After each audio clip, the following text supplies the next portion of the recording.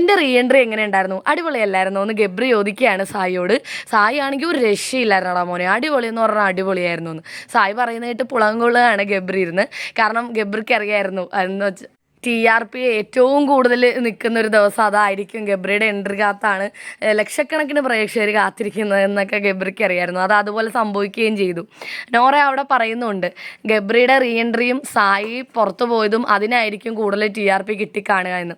അവരെല്ലാവരും കൂടി ഇരുന്ന് ചായ കുടിച്ചുകൊണ്ടിരിക്കുകയാണ് കേട്ടോ. അപ്പോൾ നോറ പറഞ്ഞത് സത്യമല്ലേ, അതായത് പണപ്പെട്ടി എടുത്തുകൊണ്ടാണ് സായി പോയത്. അപ്പോൾ പണപ്പെട്ടി ആരെടുക്കും, എങ്ങനെ പോകും എന്നുള്ളത് ഉറ്റുനോക്കിക്കൊണ്ടിരിക്കുകയായിരുന്നു പ്രേക്ഷകരെല്ലാവരും. അതുപോലെ തന്നെ അന്നത്തെ ദിവസം സായി പോയ ദിവസം TRP വളരെ ഹൈയോ ആയിരുന്നു. അപ്പോൾ ഗബ്രി തിരിച്ചു വന്നതും സായി പോയതും TRP കൂടുതലായിരുന്നു, നോറ പറഞ്ഞതുപോലെ. അതിൻ്റെ ഇടയ്ക്ക് അപ്സര അവിടെ ഇരുന്ന് എന്തോ പറയുന്നുണ്ട്, എൻ്റെ റീ എൻട്രി എങ്ങനെയായിരുന്നു എന്നോ എൻ്റെ ഇൻ്റർവ്യൂ എങ്ങനെയായിരുന്നു അങ്ങനെ എന്തോ ആണ് കേട്ടോ പറയുന്നത്. അത് നിങ്ങൾക്ക് എന്തുണ്ട് നിങ്ങളുടെ അഭിപ്രായം പറയുന്നുണ്ട്. ലൈവിൽ നമുക്കത് ക്ലിയർ ആയി കേൾക്കാൻ പറ്റിയില്ല ശരിക്കും. റീ എൻട്രി തന്നെ ആയിരിക്കും ഉദ്ദേശിച്ചത്, അപ്സരയുടെ റീ എൻട്രിനെ കുറിച്ചായിരിക്കും ഉദ്ദേശിച്ചത്. അല്ല ഇനി ഇൻ്റർവ്യൂ ആണോ? കാരണം പുറത്തിറങ്ങിയിട്ട് അപ്സര അത്യാവശ്യം ഇൻ്റർവ്യൂ ഒക്കെ